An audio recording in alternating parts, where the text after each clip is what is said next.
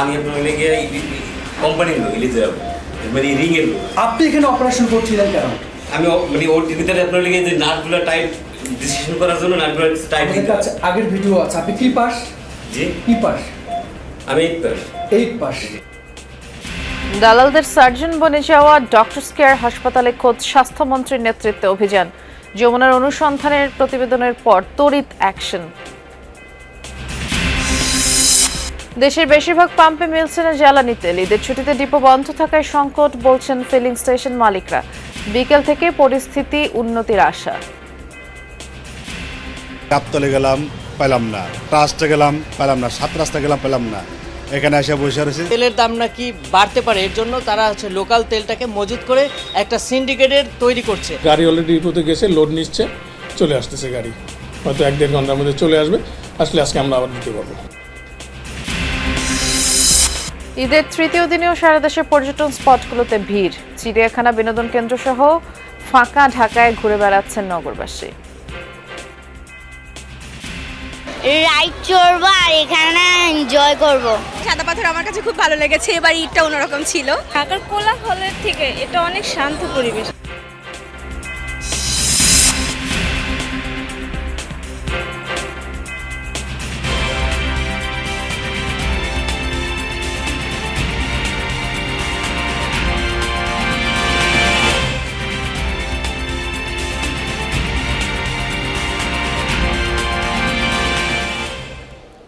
যমুনা নিউজে আমন্ত্রণ জানাচ্ছি, নুসরাত বৃষ্টির সাথে আছি। শিরোনামগুলো শুনছিলেন।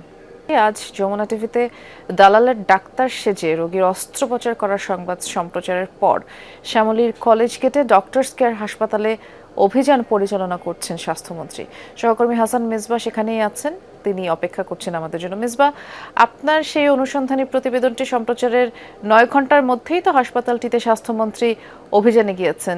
তিনি সেখানে কি কি দেখেছেন, এই হাসপাতালটির ব্যাপারে সিদ্ধান্ত কি হতে পারে, একটু বিস্তারিত করে আপনি জানাবেন আমাদের।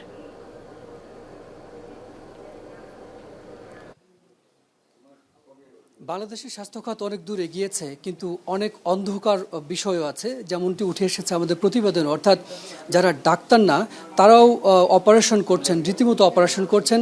3 জন ব্যক্তি এই হাসপাতালে এই অপারেশনটি করে থাকেন। এ নিয়ে যমুনা টেলিভিশন সংবাদ প্রচারের পর স্বাস্থ্যমন্ত্রী সেই হাসপাতালটিতে এসেছেন এবং এই মুহূর্তে একটি অভিযান পরিচালিত হচ্ছে। মাননীয় মন্ত্রী এখানে মিনিট 20 আগে এসেছেন এবং তিনি এখানে আসবার পরে তিনি হাসপাতালে যারা কর্মকর্তা আছেন তাদের সাথে কথা বলছেন, রোগীদের সঙ্গে কথা বলছেন।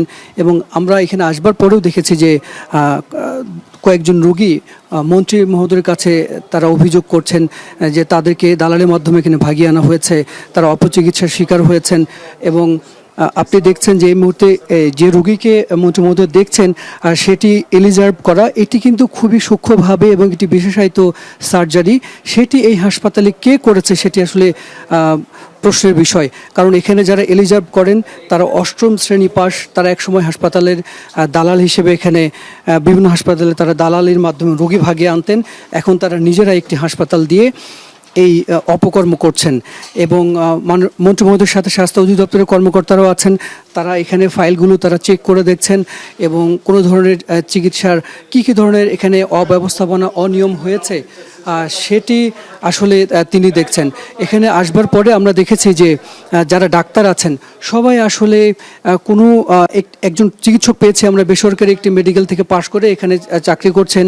আইসিইউ, এনআইসিইউ মিলে মাত্র 1জন ডাক্তার পাওয়া গেছে। আইসিইউতে রোগী ভর্তি আছে এবং এখানে বিশেষজ্ঞ কোনো চিকিৎসক নাই।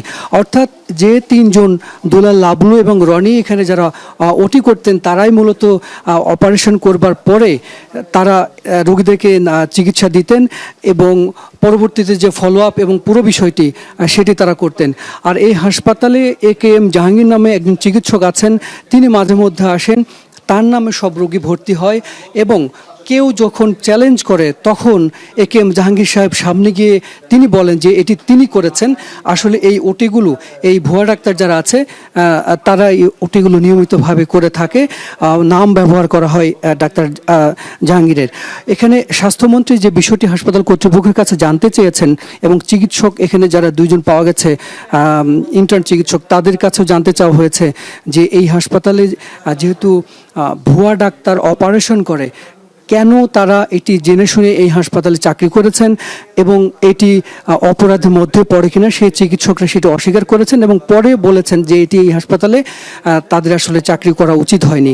এখানে আইসিইউতে রোগী ভর্তি আমরা পেয়েছি, ল্যাবে কোনো ম্যান পাওয়ার নেই, অর্থাৎ কোনো জনবল নেই, তারপরও প্রতিদিন রিপোর্ট তৈরি হচ্ছে। এখানে যত রোগী ভর্তি আছে সব রোগীর রিপোর্ট এখানকার ল্যাব থেকে তৈরি হয়, কিন্তু দুঃখের বিষয় হচ্ছে ল্যাবে কোনো জনবল নেই, অর্থাৎ রিপোর্টটি তারা নিজের মতো করে প্রস্তুত করে থাকেন এবং রোগীদেরকে সরবরাহ করতে থাকেন। আর এই হাসপাতালটির মালিক যেহেতু একসময় পঙ্গু হাসপাতালের দালাল ছিলেন, সেই দালালেরা মূলত বিভিন্নভাবে অ্যাম্বুলেন্সের চালক, পঙ্গু হাসপাতালে তাদের সিন্ডিকেট আছে, সোহরাওয়ার্দী হাসপাতাল, ঢাকা মেডিকেল, রাজধানীর বিভিন্ন সরকারি হাসপাতাল থেকে তারা রোগী ভাগিয়ে এনে মূলত এখানে ভর্তি করান।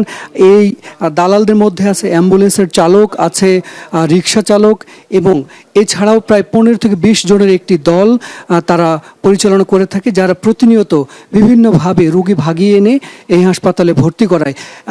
আমরা একটু আগেও একজন দেখেছি, তিনি ঢাকা বিশ্ববিদ্যালয়ের শিক্ষার্থী, তিনি তার অন্তঃসত্ত্বা এক আত্মীয়কে নিয়ে একটি সরকারি হাসপাতালে গিয়েছিলেন, সেখান থেকে এক দালাল তাকে ভাগিয়ে এনে এই হাসপাতালে ভর্তি করেছে এবং আইসিইউতে রাখা হয়েছিল। তাকে আইসিইউতে রেখে একদিনেই 40,000 টাকা বিল করা হয়েছে। রোগীর অবস্থার অবনতি হলে পরের দিন সেই রোগীকে এখানে গেছেন, এই সকল অসঙ্গতিও তিনি দেখছেন, নিশ্চয়ই পরবর্তীতে ব্যবস্থা নেওয়া হবে। ধন্যবাদ মেজবা। আমরা শুনছিলাম সরবরাহ সংকটে এখনো বন্ধ রাজধানীর বেশিরভাগ পাম্প, যার ফলে মানুষ ভোগান্তিতে পড়েছেন। গাড়ি নিয়ে ছুটছেন এক পাম্প থেকে অন্য পাম্পে। ডিপো থেকে তেলবাহী গাড়ি আসায় দুপুরের পর কয়েকটা পেট্রোল পাম্প চালু হয়, তখনও লাইনে দাঁড়ানো শত শত মানুষ।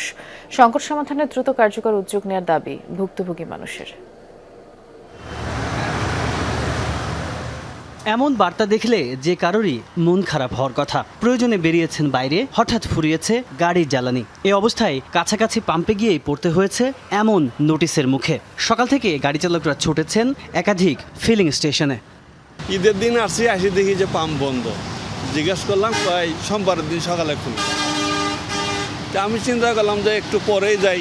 আমরা পরিস্থিতি শিকার, পাম্প বন্ধ রয়েছে, আমার অপেক্ষা করাই লাগবে, তেল তো নাই। 7 রাস্তা গেলাম, পেলাম না। এখানে এসে বসে রয়েছি, তেল আসবে, তারপরে আসলে পরে দিবে। আমাদেরকে আর কষ্ট দিয়েন না, 5টা ঘন্টা ধরে আমি রাস্তায় দাঁড়ানো, আমাদেরকে তেল নিশ্চিত করুন, আমরা এসি চালিয়ে গাড়ি চালাবো না। পাম্প মালিকদের দাবি, ঈদে 2 দিন ডিপো বন্ধ থাকায় ফুরিয়েছে মজুদ। সোমবার সকাল থেকে জ্বালানি দেওয়া শুরু হলেও তা চাহিদার তুলনায় অপ্রতুল। ঈদের দিন এবং ঈদের পরের দিন ডিপো বন্ধ ছিল। আমাদের যা স্টক ছিল ঈদের আগের দিনই সন্ধ্যায় শেষ হয়ে গেছে। স্বাভাবিকভাবে ঈদের সময় প্রচুর মানুষ বাড়ি ঘরে গেছে, গ্রামে গেছে, তাদের ফুল ট্যাঙ্কি তেল লাগছে। এখন আমরা ওই পরিমাণ পাচ্ছি না এবং জানেন এর রিজন বৈষয়িক যে তেলের সংকট, সেটার কারণেই আমাদের সীমাবদ্ধতা আছে। ঈদের ছুটি শেষে মানুষ ফিরছে রাজধানীতে। মানুষ বাড়লে সামনের দিনে এই সংকট আরও তীব্র হওয়ার শঙ্কা সবার। টাকা দিয়ে তেল নিয়েছি, তবে তেল নিতে পারছি, এটা পেয়ে মনে হচ্ছে যেন সোনার হরিণ পাইছি। তেল নিতে গেলে অনেক সময় নষ্ট হচ্ছে, ঠিক আছে। আর মোটামুটি ঢাকা শহরের ভিতরে অ্যাভেলেবেল পাম্প খোলা নাই। প্রায় 2 ঘন্টা যাবত লাইনে দাঁড়িয়েছিলাম পিছে, জানতেও পারি নাই যে হচ্ছে জিনিসটা আগাচ্ছে না, সবাই দাঁড়িয়ে আছে, তাই আমিও দাঁড়িয়েছিলাম। এদিকে পরিস্থিতি স্বাভাবিক রয়েছে বলে দাবি জ্বালানি মন্ত্রী ইকবাল হাসান মাহমুদ টুকুর। দেন সাশ্রয়ী হওয়ার পরামর্শ, যে আপনারা প্রয়োজনের বেশি তেল নিয়েন না। আমরা তেল সরবরাহ করছি এবং সরবরাহ করে যাব, আমরা যতক্ষণ পারবো আমরা চেষ্টা করে যাব। আমরা সেইখানে গত বছর থেকে কিন্তু এই বছর আমরা 25% বেশি তেল সরবরাহ করছি। তাজনুর ইসলাম, যমুনা নিউজ, ঢাকা। এরপর যে আমরা রাজধানীর কুড়িলের একটি ফিলিং স্টেশনের কি অবস্থা সেটি দেখে আসবো। সহকর্মী রেদওয়ান আহমেদ আছেন। রেদওয়ান, যেহেতু একটি তেল সরবরাহের সংকট চলছে, স্টেশনগুলোতে কি তেল পৌঁছেছে কিনা এবং এই যে ঘাটতি সৃষ্টি হলো একটি, এ বিষয়ে পাম্প স্টেশন কর্তৃপক্ষ কি বলছেন? দুদিন বন্ধ থাকার পর কিন্তু এখন পাম্পগুলোতে যে জ্বালানি সংকট সেটি আরও প্রকট হয়েছে। বিভিন্ন পাম্পগুলো থেকে যারা ভোক্তারা আছেন তারা ঘুরে কিন্তু এখন যেই পাম্পটিতে দাঁড়িয়ে আছে দেখতেই পাচ্ছেন নিশ্চয়ই পেছনে দীর্ঘ সারি যানবাহনের। মূলত ভোক্তারা যেটি বলছেন যে বেশ কয়েকটি পাম্পে প্রায় ঘণ্টাখানিক ধরেও তারা অপেক্ষা করেছেন এবং বেশিরভাগ পাম্পগুলো এখন পর্যন্ত বন্ধ, যার কারণে তেল সরবরাহ কিছুটা সংকট দেখা যাচ্ছে। এবং যেই পাম্পগুলোতে এখন পর্যন্ত সকাল থেকে ডিপো থেকে গাড়ি এসেছে তারা যেটি বলছেন যে যেহেতু অন্যান্য বেশ কয়েকটা পাম্প বন্ধ থাকার কারণে বাড়তি একটা চাপ পড়েছে যেই পাম্পগুলো মূলত এখন খোলা। এবং যেইভাবে স্বাভাবিক ঈদের আগ পর্যন্ত আমরা যেটি দেখেছি যে ডিপো থেকে বিভিন্ন পাম্পগুলোতে তেল সরবরাহ স্বাভাবিক রাখার জন্য একটি গাড়ি অর্থাৎ ৯,০০০ লিটার করে তেল পাম্পগুলোতে সরবরাহ করা হতো, এখনও কিন্তু সেটি সরবরাহ করা হচ্ছে। এবং ঈদের আগে যেটি ছিল যে ভোক্তারা কিন্তু তাদের প্রয়োজন মতন তেল গ্রহণ করতে পারছিলেন এক পর্যায়ে, যদিও প্রথমে রেশনিং পদ্ধতি ছিল, কিন্তু এখন পর্যন্ত পাম্পগুলোর যে অবস্থা, পাম্পের মালিকরা বলছেন যে যেহেতু জ্বালানির কিছুটা সংকট রয়েছে এবং দীর্ঘ লাইন রয়েছে তার জন্য কিন্তু তারা এখন পর্যন্ত তেলগুলো সীমিত আকারে ভোক্তাদের কাছে পৌঁছে দিচ্ছেন। অর্থাৎ বাইকে যারা আসছেন তাদের কাছে 500 টাকা পর্যন্ত তেল বিক্রি করা হচ্ছে এবং যারা প্রাইভেট কার নিয়ে আসছেন তাদের কাছে তেল বিক্রি করা হচ্ছে 8 থেকে 10 লিটার। অর্থাৎ যদিও সরকারি কোনো বিজ্ঞপ্তি নেই তারপরেও কিন্তু তারা একটি পরিমাণ মতো তেল বিক্রি করতে বাধ্য হচ্ছেন যেহেতু তেলের সংকট।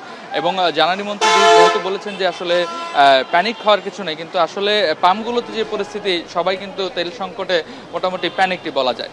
বৃষ্টি দেখছিলাম আপনার মাধ্যমে, ধন্যবাদ রেদওয়ান।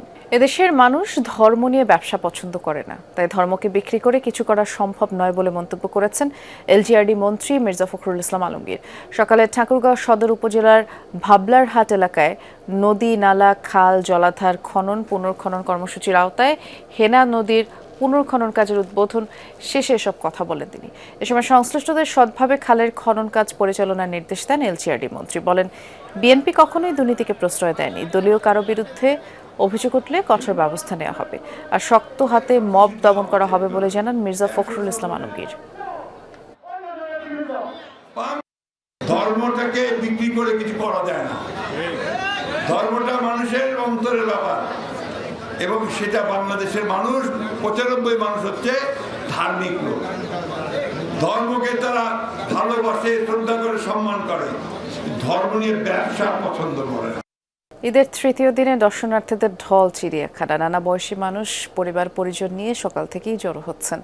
আর এখন বিনোদন পিয়াসী হাজারো মানুষের ভিড় রয়েছে সেখানে। বানর, হাতি, ভাল্লুক, জলহস্তিদের কাণ্ড কারখানা দেখে আনন্দে আত্মহারা সবাই। লম্বা ছুটি, তাই পরিবার পরিজন নিয়ে স্বস্তির এই ঘোরাঘুরি। সিংহের খাঁচার সামনেও সব বয়সী মানুষের ভিড়। শিশুদের উচ্ছ্বাস তো আছেই, বড়রাও যেন শৈশবে ফিরে গেছেন। দর্শনার্থীদের নিরাপত্তায় চিড়িয়াখানায় নিরাপত্তা ব্যবস্থাও জোরদার করা হয়েছে। কেবল খাঁচাবন্দি বন্যপ্রাণী নয়, এখানকার উন্মুক্ত প্রকৃতিও টানছে বিনোদন প্রেমীদের।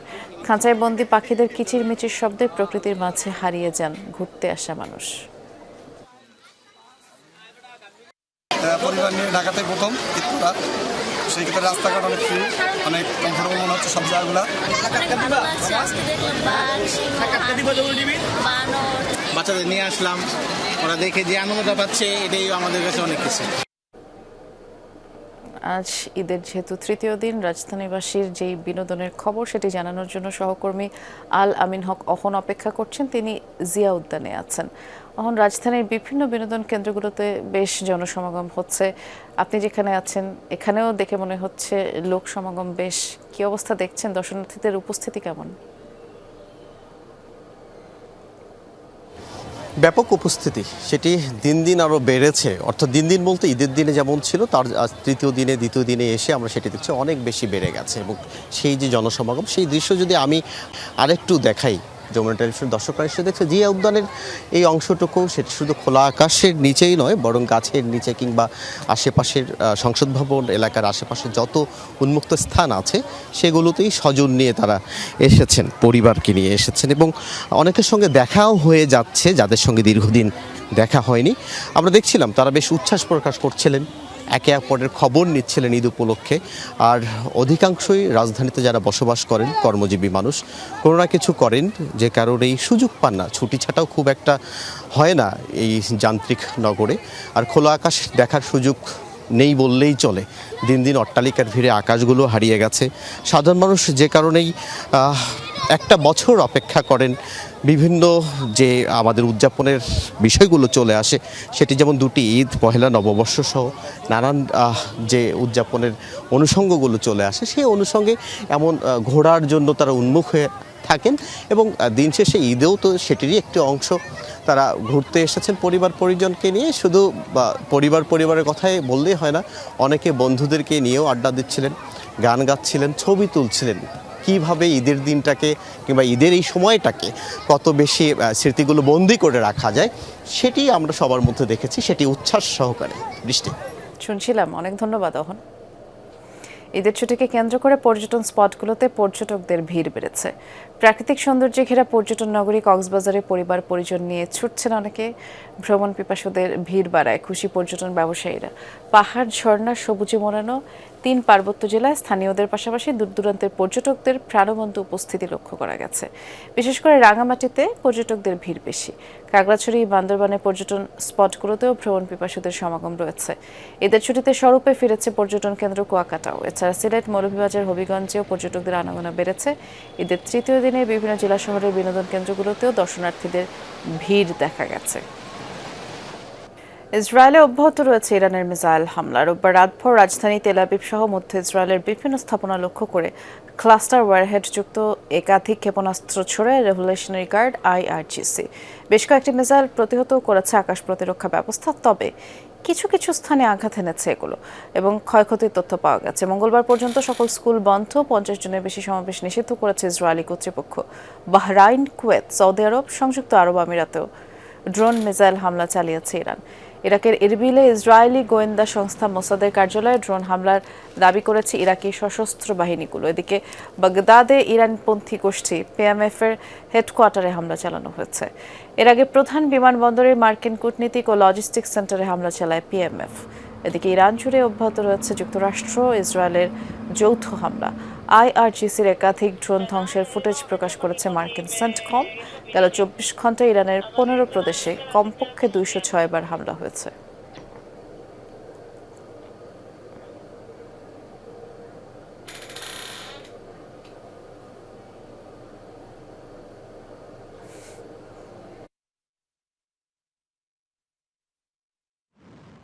বর্তমান পরিস্থিতিতে কাতার সহ বিভিন্ন দেশের সাথে যোগাযোগ রাখছে সরকার, জানিয়েছেন পররাষ্ট্র প্রতিমন্ত্রী শামা ওবায়েদ। যুক্তরাষ্ট্র, ইসরায়েল, ইরানের এই যুদ্ধে যাতে প্রবাসী শ্রমিকদের ভিসার জটিলতায় পড়তে না হয় সে বিষয়ে ব্যবস্থা নিচ্ছে সরকার বলে জানিয়েছেন পররাষ্ট্র প্রতিমন্ত্রী। ইউএইতে আমাদের যাওয়া বন্ধ আছে, আমাদের শ্রমিকরা যেতে পারছে না, আমাদের কোনো শ্রেণীর মানুষই কিন্তু ওখানে কাজ করতে যেতে পারছে না। এই জায়গাগুলো আমাদের খুলতে হবে, ওদের সাথে আমাদের কথাবার্তা চলছে। নতুন আমরা এক্সপ্লোর করছি যে কোন কোন দেশে কি কি স্কিল, কি কি দরকার। পাবনার সূর্যনগরে এলাকায় আধিপত্য বিস্তারকে কেন্দ্র করে দুপক্ষের সংঘর্ষে এক গৃহবধূ নিহত হয়েছে। এতে করে অন্তত 5 জন আহত হয়েছে। সকালে উপজেলার ভিটবিলা পশ্চিমপাড়া গ্রামে এই ঘটনা ঘটে। পুলিশ জানায় আধিপত্য বিস্তার নিয়ে হাটখালী ইউনিয়নের রাফিউল ইসলাম রাজা গ্রুপের সাথে ভিটবিলা গ্রামের ইসলাম খাঁ গ্রুপের দীর্ঘদিনের বিরোধ।